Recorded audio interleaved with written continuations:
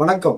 நாம் தமிழர் கட்சி பல தேர்தல்களை சந்திச்சிருக்குது. ஆனா வரப்போகிற இந்த 2026 தேர்தல்ல நாம் தமிழர் கட்சி வெற்றி பெற்றே ஆக வேண்டும் அப்படிங்கிற ஒரு திட்டம் நல்லா தெளிவா தெரியுது.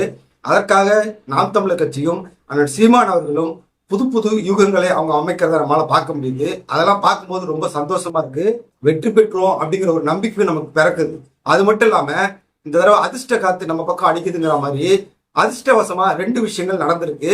அதுவும் நாம் தமிழர் கட்சிக்கு மிகப்பெரிய ஒரு சாதகமா அமைஞ்சிருக்கு. நாம் தமிழர் கட்சி அமைத்திருக்கிற அந்த 2 புதிய வியூகங்கள் என்ன, நடந்திருக்கிற 2 அதிர்ஷ்டமான 2 விஷயங்கள் என்ன, இதெல்லாம் இந்த வீடியோவில் நம்ம பார்க்க போறோம். தமிழ் தேசியவாதிகளுக்கும் நாம் தமிழர் கட்சி தம்பி தம்பிகளுக்கும் இந்த வீடியோவை பார்க்கும்போது இன்னும் கூடுதல் நம்பிக்கை பிறக்கும்னு நான் உறுதியா நம்புறேன். ஏன்னா இதை பார்க்கும்போது எனக்கு நம்பிக்கை பிறந்திருக்கு. இந்த வீடியோவை முழுசா பார்த்துட்டு மறக்காம உங்களுடைய கருத்துக்களை பதிவு செய்யுங்க. உங்க நண்பர்கள் உறவுகளுக்கு ஷேர் பண்ணுங்க. ஒரு லைக் பண்ணுங்க. தொடர்ந்து உங்கள் ஆதரவை நம்ம சேனலுக்கு கொடுங்க. நான் செந்தில், இது தமிழ் கூடாரம்.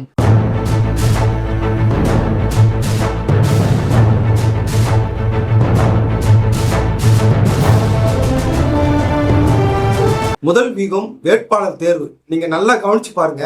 பல தேர்தல்கள் நாம் தமிழர் கட்சியை பார்த்திருக்கிறேன். ஆனா இந்த 2026 தேர்தல்ல வேட்பாளர் இடத்துல மிகப்பெரிய ஒரு மாற்றம் இருக்கு. வேட்பாளர் தேர்வுல மிகப்பெரிய ஒரு மாற்றம் இருக்கு. பெரும்பாலும் நிறைய பேர் செலிபிரிட்டியா இருக்காங்க, தெரிஞ்ச முகங்களா இருக்காங்க, தமிழ்நாடு முழுவதுக்கும் அறியப்பட்ட முகங்களா இருக்காங்க. கடந்த நாட்களையும் கூட ஒரு சில தெரிந்த முகங்கள் இருந்தா கூட இந்த தேர்தலில் அண்ணன் சீமான் அவர்கள் வெற்றி பெற்றே ஆகணும்னு சொல்லி நிறைய முகம் தெரிந்த தொலைக்காட்சியிலும் யூடியூப்லயும் பேசுகிற அறிமுகமானவர்களை, நல்ல பேச்சு திறமை உள்ளவர்களை அவர் இறக்கி இருக்கிறத நம்மளால பார்க்க முடியுது. உதாரணத்துக்கு இடும்பாவனம் கார்த்தி, கோவை கார்த்திகா, தாரிகா சல்மான், ஆவடி புனிதா, வழக்கறிஞர் ஸ்ரீதர், மருத்துவர் கார்த்திகேயன், ஜல்லிக்கட்டு ராஜேஷ், இப்படி முகம் தெரிஞ்ச தொலைக்காட்சியில பேசுற ஊடகங்கள்ல அறிமுகமானவர்களை கணக்கெடுத்துட்டு போனாலே கிட்டத்தட்ட ஒரு 50-60 பேருக்கு மேல வருது. இது இந்த தேர்தலில் நாம் தமிழர் கட்சிக்கு ரொம்ப புதுசு. அந்த சீமானவர்கள் திட்டமிட்டு தான் தெரிந்த முகங்களை நிறைய பேர் இறக்கணும். எல்லா தொகுதியிலும் அப்படி இறக்க முடியாதுன்னா கூட, ஏன்னா 117 ஆண்கள் 117 பெண்கள் நாம ஒதுக்கணும். அதுல எல்லா சமூகங்களுக்கும் நம்ம இடம் ஒதுக்கணும்.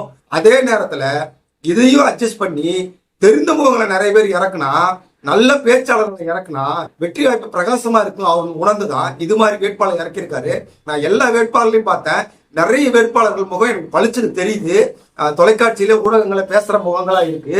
அதுவும் இப்ப இந்த ராணிப்பேட்டையில தாரிகா சல்மான் அவர்கள் வேட்பாளராக அறிவிச்ச பிறகு அந்த பொண்ணு ஊடகங்கள்ல போய் பேசுற பேச்சு ராணிப்பேட்டை தொகுதி முழுக்குமே மிகப்பெரிய ஒரு பரபரப்பை ஏற்படுத்தியிருக்கு.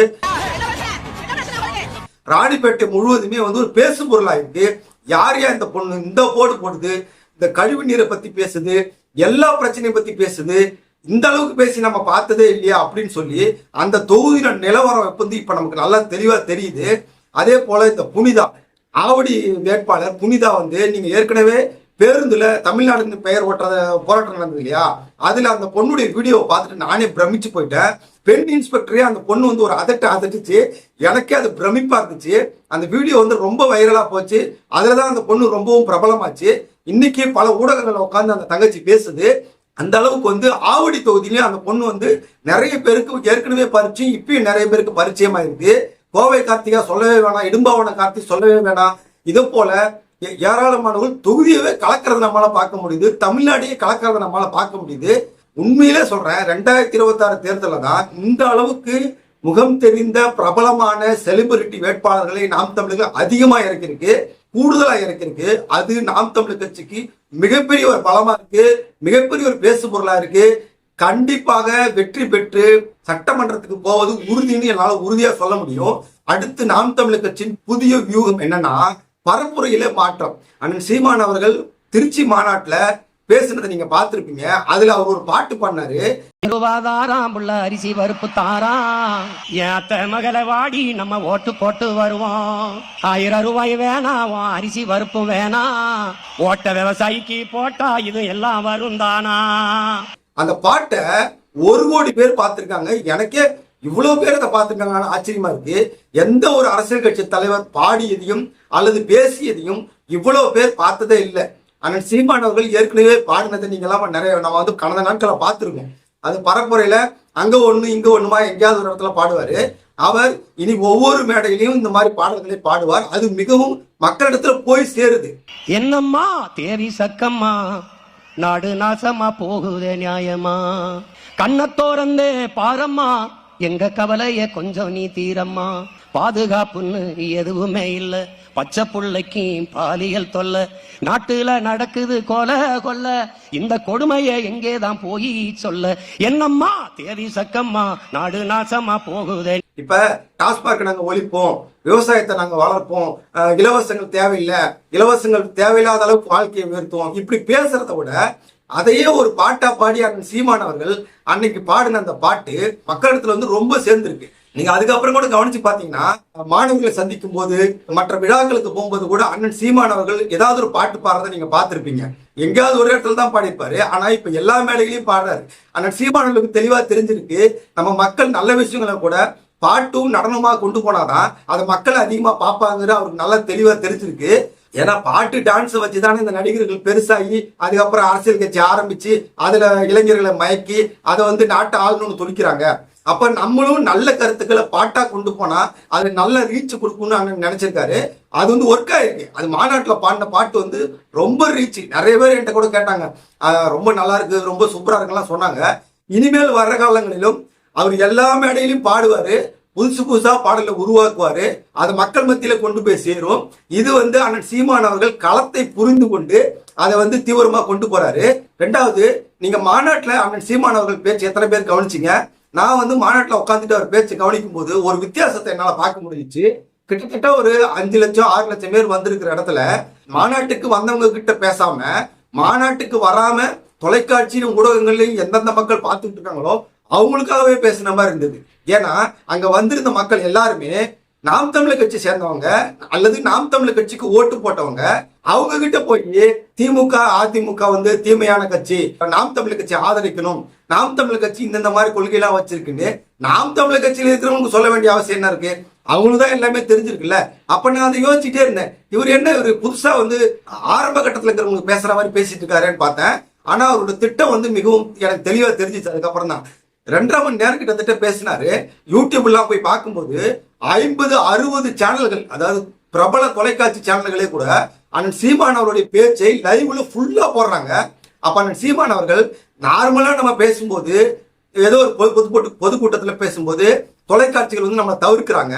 ஆனா ஒரு மாநாடுன்னு வரும்போது அதை தமிழ்நாடு முழுக்க கொண்டு போய் கண்டிப்பா சேர்ப்பாங்க, அதை லைவ் போடுவாங்க. அப்ப நம்ம பிள்ளைகளுக்கு சொல்ற விஷயத்தை விட நாம் தமிழர் கட்சிக்கு இதுவரை ஓட்டு போடாத நடுநிலையில் இருக்கிற மக்களுக்கு செய்தியை கொண்டு போகணுன்றதுக்காக சீமான் அவர்கள் அந்த 2.5 மணி நேரமே பேச்சுமே மாநாட்டுக்கு வராமல் தங்களுடைய வீடுகளில் இருந்து தொலைபேசியையும் இன்டர்நெட்லையும் பார்த்து கொண்டிருக்கிற மக்களுக்காகவே அதை பேசினாரு. அது வந்து ரொம்ப எனக்கு ஆச்சரியமா இருந்துச்சு. அது வந்து ரொம்ப ஒர்க் ஆயிருக்கு. ஏன்னா பொதுவா நாம் தமிழர் கட்சியினுடைய மீட்டிங் எல்லாம் பாத்தீங்கன்னா வேற மாதிரி இருக்கும். இயற்கையை பத்தி, அறிவியலை பத்தி, இது மாதிரி வந்து நல்லா தெரிஞ்சவங்களுக்கு தெரிஞ்சதே சொல்ல வேண்டிய அவசியம் இல்லைன்றதுனால ரொம்ப டீப்பா பேசுவார். நம்ம பார்த்துருக்கோம், நமக்கு கேட்க ரொம்ப இன்ட்ரெஸ்டா இருக்கும். ஆனா அங்க பேசுனது எல்லாமே பாடம். அது வந்து முழுக்க அரசியலே தெரியாத, அரசியலே அறிமுகம் இல்லாத மக்களுக்காக சொல்லப்பட்ட பேச்சு தான் அந்த 2.5 மணி நேரம் பேச்சு. நீங்க நம்பலைன்னா மறுபடியும் அந்த பேச்சை போய் நீங்க போய் பாருங்க. அது முழுக்க புதியவர்களுக்காக கொடுக்கப்பட்ட செய்தி. இதுல இருந்து ஒரு விஷயம் நல்லா தெரியுது, ஆனா சீமான் அவர்கள் களத்தை வந்து நல்லா பார்த்திருக்காரு. இப்படிதான் நம்ம வந்து பரப்புரை செய்யணும், இப்படிதான் நம்ம வந்து மக்கள்கிட்ட கொண்டு போகணுங்கிறத ரொம்ப தெளிவா ரொம்ப அழகா கொண்டு போறத நம்மளால புரிஞ்சுக்க முடியுது. இன்னும் பரப்புரையில வந்து பல மாற்றங்கள் வரப்போது. நீங்க பாருங்க, நம்முடைய வேட்பாளர்களே வந்து நிறைய பேர் பாடல் பாட தயாராகிட்டு இருக்காங்க. பாடி வந்து விஷயத்த சொல்ல வந்து அண்ணன் சொல்லியிருக்காரு. அடுத்தது பழம் நழுவி பால் ஒழுங்குன்னு சொல்லுவாங்க இல்லையா, அதிர்ஷ்ட காத்து இந்த தடவை நாம் தமிழர் கட்சிக்கு அடிச்சிருக்கு. அதுக்கு 2 விஷயம் நடந்திருக்கு. நடிகர் விஜய் அவர்கள் அரசியலுக்கு வந்த உடனே பரவலா பேசப்பட்ட விஷயம் என்னன்னா, நாம் தமிழர் கட்சிக்கு ஓட்டு கம்மியாயிரும், குறைஞ்சிரும் அப்படின்னு சொன்னாங்க. நான் அதை நம்பல. இருந்தாலும் மனசுக்குள்ள ஒரு பயம் இருந்துட்டே இருந்துச்சு. இல்லைன்னா ஒவ்வொரு தேர்தலுக்கு எவனாலும் வந்து குறுக்க வந்துடுறானே, நம்ம முன்னேறி போக முடியல அப்படிங்கிற வருத்தம் எனக்கு இருந்துச்சு. ஆனா சமீபத்தில் நடந்த 2 சம்பவங்கள் அதெல்லாம் பிரச்சனையே கிடையாது. அதை வச்சுதான் நாம் தமிழர் கட்சி மேல வரப்போகுது.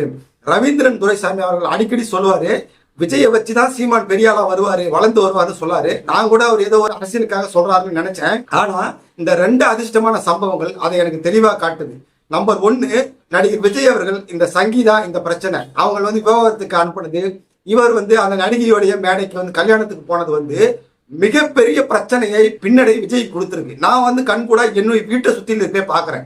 என்னுடைய வீட்டை சுத்திலுமே இருக்கிற கிறிஸ்தவ இஸ்லாமியர்களிடத்துல வந்து இதுக்கு முன்னாடி நான் பேசும்போது நிறைய பேர் என்கிட்ட விஜய்க்கு தான் நாங்கள் ஓட்டு போடுவோம்னு சொன்னாங்க. நான் கூட என்னமோ பண்ணி போய் தொலைங்க, உங்களுக்கு எல்லாம் பட்டாதான் திருந்துவீங்க நீங்க அப்படின்னு நான் சொன்னேன். வருத்தமாவும் இருந்துச்சு, சொன்னா திருந்த மாட்டாங்கன்ட்டு. ஆனா அவங்க எல்லாம் வந்து விஜய்க்கு தான் வந்து நாங்க ஓட்டு போடுவோம் கிறிஸ்தவர்கள் இஸ்லாமியர்கள் சொன்னாங்க. விவாகரத்து பிரச்சனை வந்ததுக்கு அப்புறமேலு மறுபடியும் அவங்க கிட்ட பேசும்போது அவங்களுடைய நடவடிக்கைகளை அவங்களோட ஸ்டேட்டஸ் எல்லாம் பார்க்கும்போது இப்பயே வந்து விஜய் மேல ஒரு நம்பிக்கை போயிருச்சுக்குது தெளிவா தெரியுது. என்ன வீட்டை சுத்தில இருக்கிற 4-5 நண்பர்கிட்ட பேசும்போதே அப்படி தெரியும் போது இன்னும் சமூக ஊடகங்கள்லயே என்னால அதிகமா பார்க்க முடியுது. அவளுக்கு ஓட்டு போடலாம்னு நினைச்சிருந்தவங்க கூட எல்லாருமே திமுக அதிமுக வேணான்றவன் தான் விஜய்க்கு போடுறதுக்காக இருந்தான். இப்ப அவன்லாம் யாருக்கு போடுவான்? அதுல பாதி பேர் வந்து நாம் தமிழர் கட்சிக்கு போட்டா கூட நாம் தமிழர் கட்சி வெற்றி பெறுவதற்கான மிகப்பெரிய ஒரு வாய்ப்பு இருக்கு. அடுத்தது 2வது ஒரு அதிர்ஷ்டமான விஷயம், இந்த கிறிஸ்தவ இஸ்லாமியர்கள் ஏன் வந்து விஜய்க்கு போடலாம்னு நினைச்சாங்கன்னா, இவ்வளவு நாளா திமுக பிஜேபிக்குள்ள வந்து பயமுறுத்தினாங்க இல்லையா? அப்ப வந்து விஜயும் வந்த உடனே நான் எங்களுடைய கொள்கை எதிரி வந்து பிஜேபின்னு சொன்னாரு. அதனால அவங்க எல்லாம் விஜய்க்கு ஓட்டு போடலாம்னு நினைச்சாங்க. ஆனா இப்ப இந்த 2-3 நாட்களாக நடந்து கொண்டிருக்கிற விஷயம், பிஜேபியோட கூட்டணி போக வேண்டிய கட்டாயத்துக்கு விஜய் வந்திருக்கிறார். வேற வழியே இல்ல, நெருக்கிட்டாங்க, அப்படியே கார்னர் பண்ணிட்டாங்க. கண்டிப்பா ஒரு விஜய் வந்து பாரதிய ஜனதா கூட கூட்டணி போவது கிட்டத்தட்ட முடிவாயிருச்சு. அவர் போனாலும் போலினா கூட இப்படி ஒரு பேச்சுவார்த்தை நடக்குதுங்கிறத மக்கள் கேள்விப்பட்ட உடனேயே எனக்கு தெரிந்த பல நண்பர்களே அவர் மேல கோவப்படுறாங்க. போவதுக்கு முன்னாடியே அவருக்கு இனிமேல் ஓட்டு போடக்கூடாது, இவர் சரியில்லை, இந்த ஆள் என்ன வேணாலும் பண்ணுவாரு, எங்க வேணாலும் போவாரு அப்படின்னு உடனே என்கிட்ட சொல்றாங்க. அவருக்கு ஓட்டு போட மாட்டேன்றாங்க.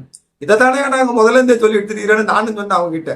முடிந்தவர்கள் உங்களால் இயன்றதை இந்த சேனலின் வளர்ச்சிக்கு இந்த QR கோடை பயன்படுத்தி அளிக்குமாறு உங்களை அன்போடு கேட்டுக்கொள்கிறோம். அதனால இந்த விவாகரத்து பிரச்சனையும் இந்த பிஜேபியோட கூட்டணிக்கு அவர் போய்வாரு, பேச்சுவார்த்தை நடக்குது அப்படிங்கிற ஒரு பிரச்சனையும் மிகப்பெரிய அளவுல விஜய் கட்சிக்கு பின்னடைவா இருக்கிறதுனால அவருக்கு ஓட்டு போறோம்னு நினைச்ச பல பேரு நாம் தமிழர் கட்சிக்கு ஓட்டு போடுவது நிச்சயம் உறுதியா, அது என்னால தெளிவா தெரியுது. சில பேர் இதை மறுக்கலாம், கிண்டல் பண்ணலாம். இதை நீங்கள் சட்டமன்ற தேர்தலில் முடிவில் நிச்சயம் நீங்க பாப்பீங்க. குறைஞ்ச ஓட்டுல கூட, ஏன்னா ஓட்டு வந்து இந்த தடவை 4 பக்கமும் சேதரும். குறைஞ்ச ஓட்டுல கூட முதல் முறையாக சட்டமன்ற உறுப்பினர்கள் நாம் தமிழர் கட்சி சேர்ந்தவர்கள் சட்டமன்றத்துக்குள்ள போவது உறுதி. இதை நம்ம நிச்சயமா பார்ப்போம். இதை பார்க்கும்போது எனக்கு நம்பிக்கை வருகிறது, உங்களுக்கு நம்பிக்கை வந்திருக்குன்னு நான் நம்புறேன். நம்ம தொடர்ந்து களமாடுவோம். இந்த 2026 தேர்தல் நாம் தமிழர் கட்சிக்கான தேர்தல் அப்படிதான் எனக்கு தோணுது. உங்களுடைய கருத்துக்களை மறக்காம பதிவு செய்யுங்க. தொடர்ந்து சப்ஸ்கிரைப் பண்ணுங்க, லைக் பண்ணுங்க, உங்க நண்பர்களுக்கு உறவுகளுக்கு ஷேர் பண்ணுங்க. தொடர்ந்து நாம் பயணிப்போம். நன்றி, வணக்கம்.